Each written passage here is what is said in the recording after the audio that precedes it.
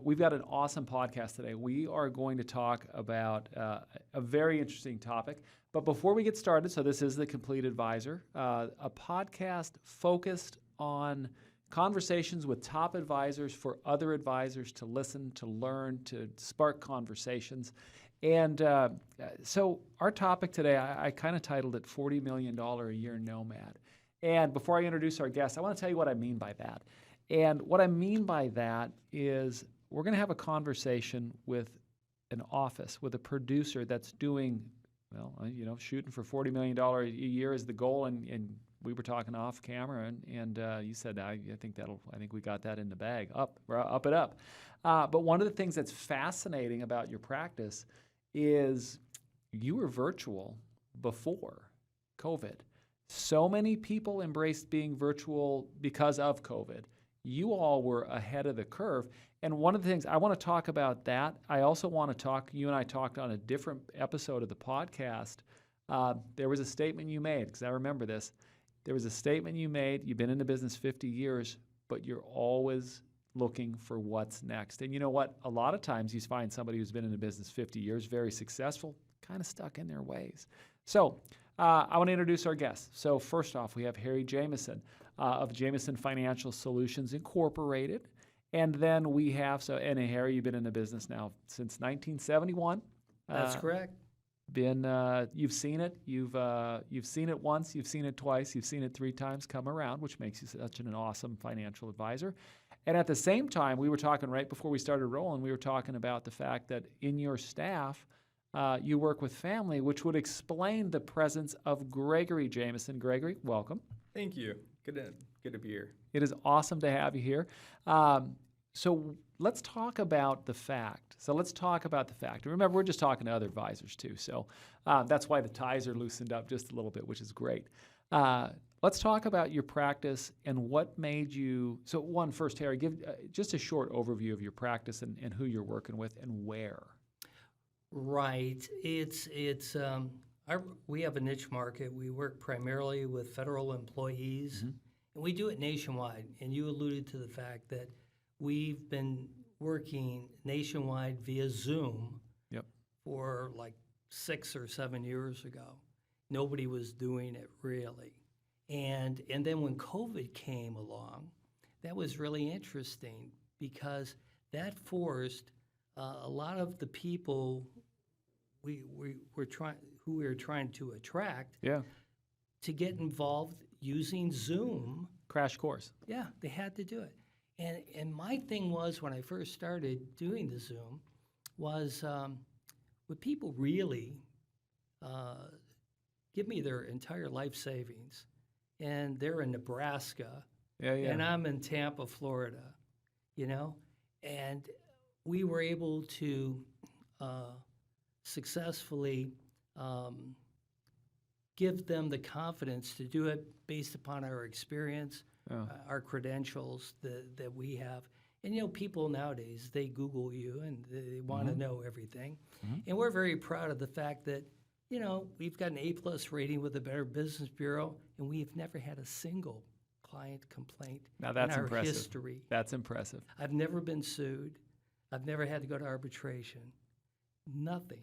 Well, both in securities and insurance. I think, when we talked last time, I think one thing that speaks volumes is the fact that you've been in this industry for 50 years. You do not stay in this industry, or you do not stay in any industry that long unless you're doing things the right way. Otherwise, you just don't have the longevity. Let me bring this cat into the conversation, Gregory. So you're in the family business, and as a question for you, how long have you been with the firm? I should know this, but I don't. It's been about 4 years now. I've been licensed. This is going to be the 9th year. Nice. Okay, well, let me ask you this. So everybody in America got to know Zoom because of COVID, but things really started cracking in like the beginning of 2020. Right. So what were you using before? Was Zoom even around? Zoom wasn't around before then. Who were you using? Yeah, actually, we were. We've always used Zoom. Really? And we've always used them. And before Zoom, I was putting 35, 40,000 miles on my car. That's what I was doing. And you know what? At this stage of the game, it was difficult. Yeah. And the drive time between the drive time to and from and the time spent with the client, I wouldn't be getting home until late in the evening, and I could only see maybe a couple people. Yeah. That's it. Now with the Zoom, we could see 5, 6 people a day. Okay, so question for you. So this is what the audience would want to know. So we've got this guy, ridiculously successful, been doing things his way. Like you've got like bam, bam, bam. I'm sure, having not been to your practice, but I bet you've got things down very systematically. All of a sudden you make this change, not because he had to, because people made the change to virtual because of COVID because they had to. But you did it beforehand. So tell me about like how you don't take this the wrong way, but an old dog learns a new trick. But you're always learning new things, which I love about you. But I mean, to have somebody come to you and say, Harry, you should look at this and you should try this. And I would think you'd be like, well, but I'm killing it this way. No. As a matter of fact, I love this question because what was happening, sure, I was putting all these miles on the car and so forth, and training people. If I had to train somebody, like I trained my daughter is the first person that came on board. Now we've got 20 people in the company. Oh, yeah, like nice staff. Beautiful, beautiful website, too. Thank you. Well, what happened was I had a eureka moment.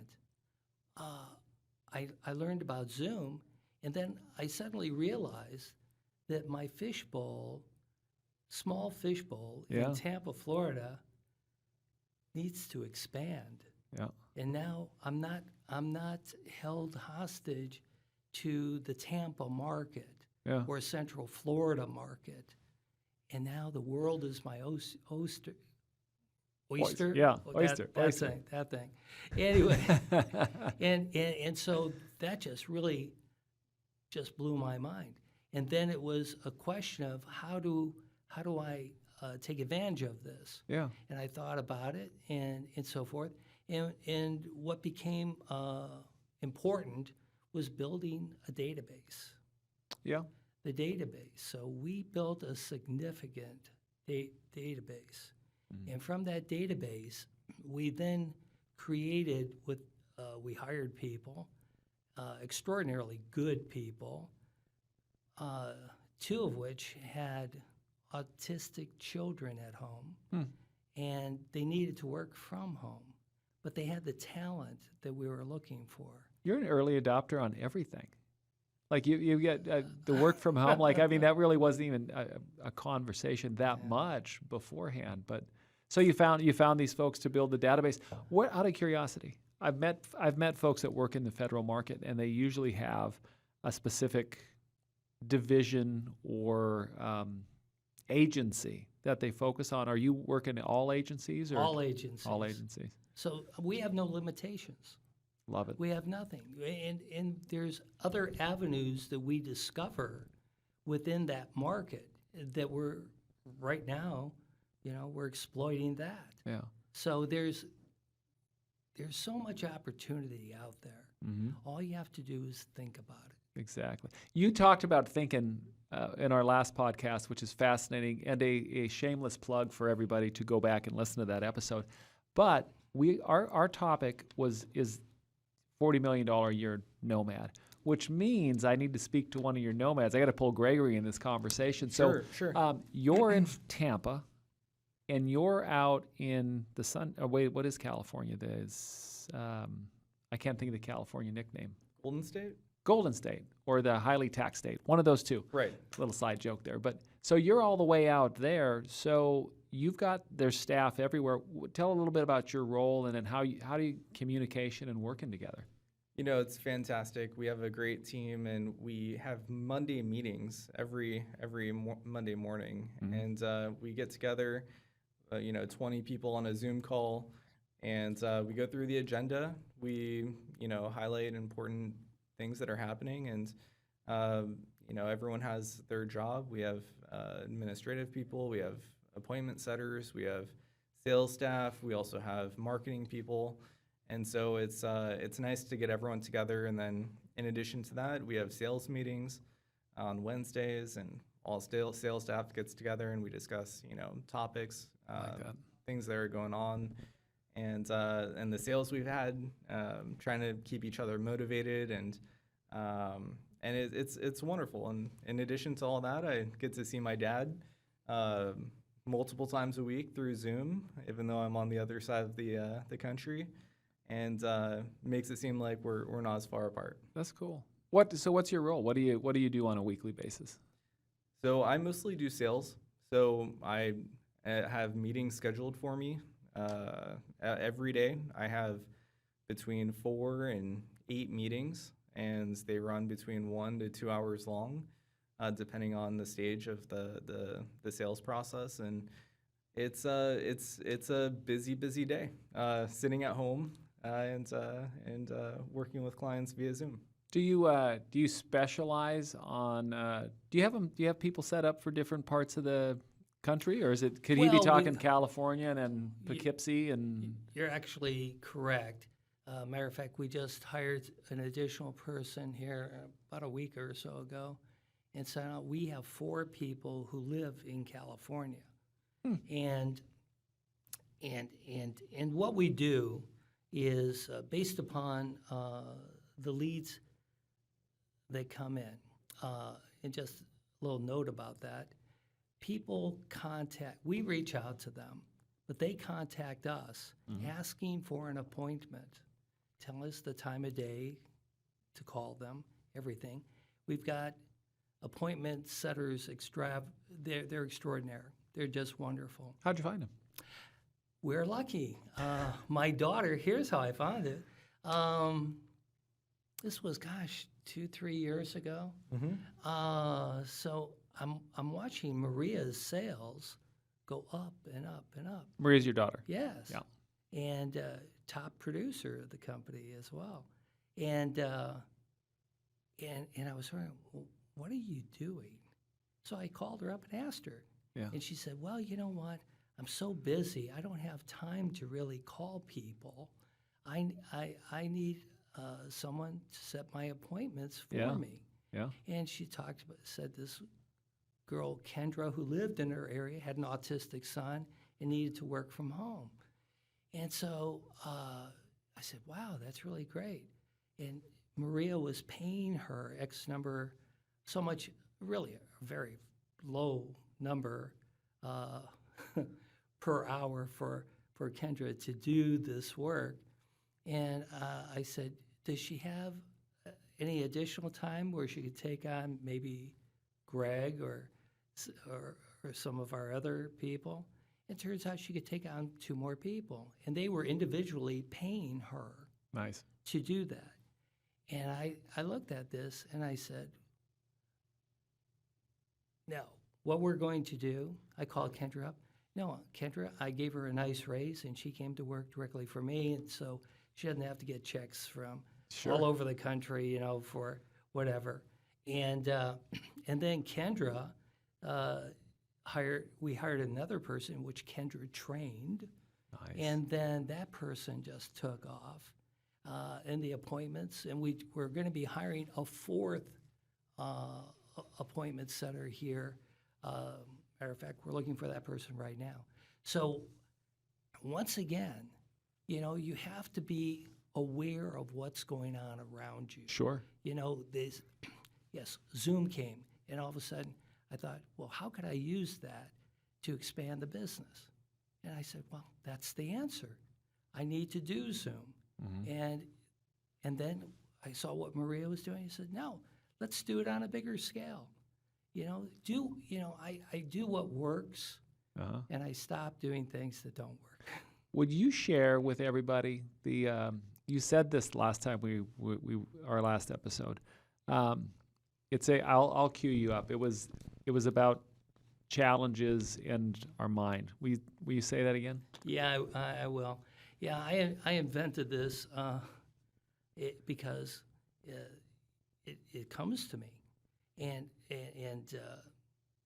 what you're talking about is no problem can sustain itself against constant thought. Love it. And it's true.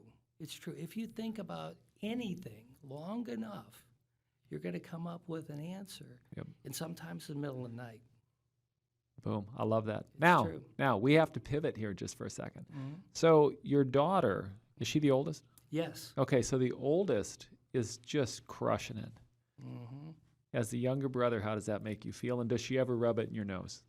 Never, no. She doesn't rub it in my nose. She's very supportive.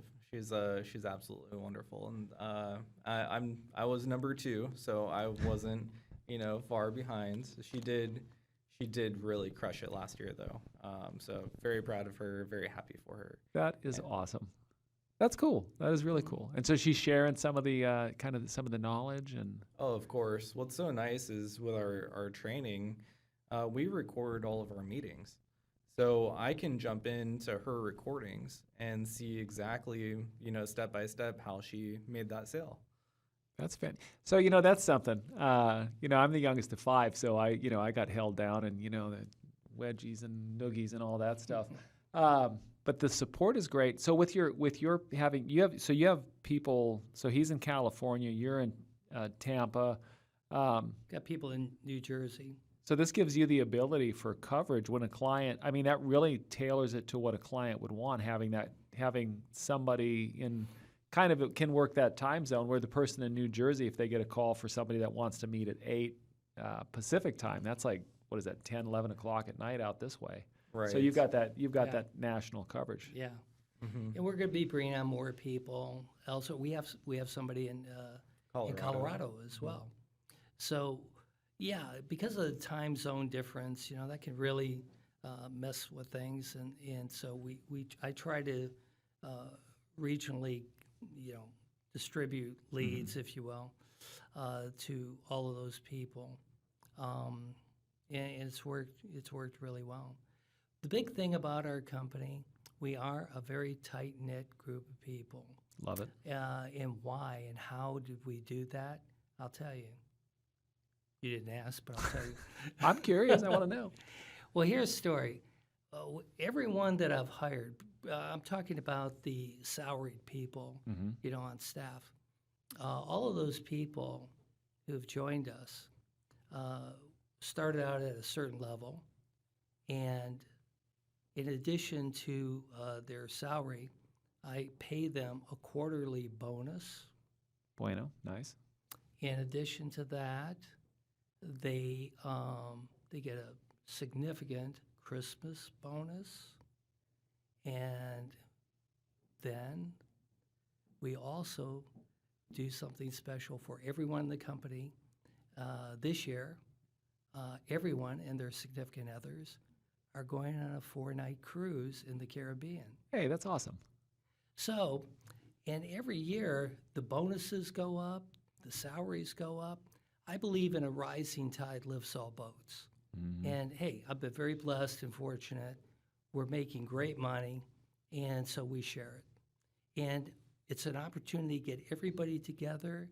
They've talked to them, via Zooms and so forth. When we do our Monday meetings, it looks like Hollywood Squares. Remember those? Hell yeah. You got all these boxes Yep. with people in it. It's really fun. But they help each other.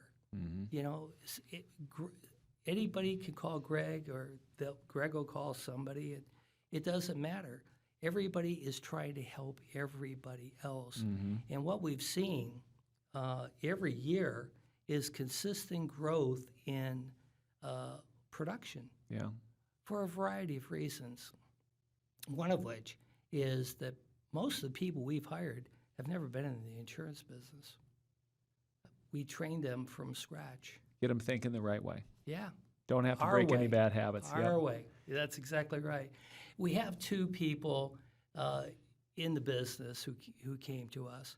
And actually with one of them, it took him a little while to deprogram himself, and do things our way, which is proven to be very successful. So I think what I'm most proud of is the culture that we've been able to develop and where these people really care about one another. They really do. I like. I'm gonna bring us to a close because I know you guys have a appointment you need to be at here in just a little bit, and I could keep listening and talking to you both the whole time. But here's some things you didn't say that I know for a fact, because they just have to be, because you can't build a practice like you have without these things.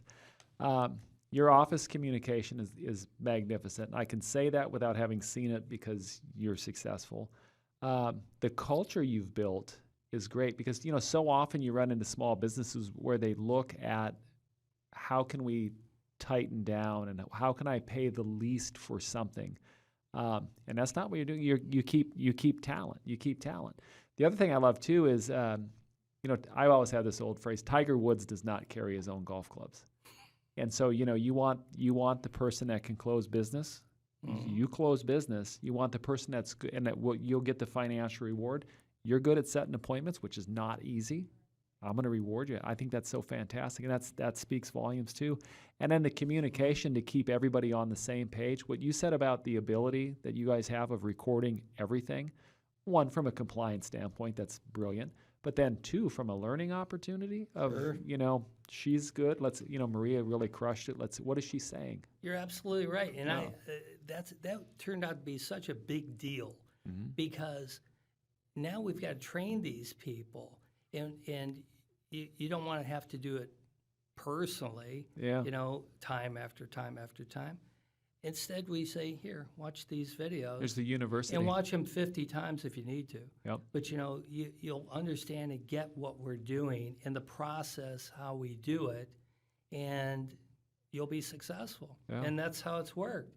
Yeah, it was amazing. That was a byproduct of Zoom that in the very beginning I had no idea how useful that was going to be. It was amazing. There it is. So it is, yeah. So, I titled this, in my mind, I had our theme as, the $40 million a year Nomad. Maybe it should be $40 million a year early adopter. And no promotional consideration paid by Zoom. But doggone it, they should be selling, put this out there as far as a commercial. Gentlemen, I know that you guys got to get to your next spot. I thank you both for being on here. It was a pleasure. Harry, that chair is always yours. You want to come back, let's talk about it. For everybody else, though, that wraps this episode of The Complete Advisor, which you can find. Don't forget, just, you see that little like button, you see that subscribe, just click it, grab it, however you do it. But we're out there on everything. So wherever you digest your podcasts, we are serving up episodes. And also, if you have any comments, put them in there. I would love to know any feedback you have. Gentlemen, thank you so much.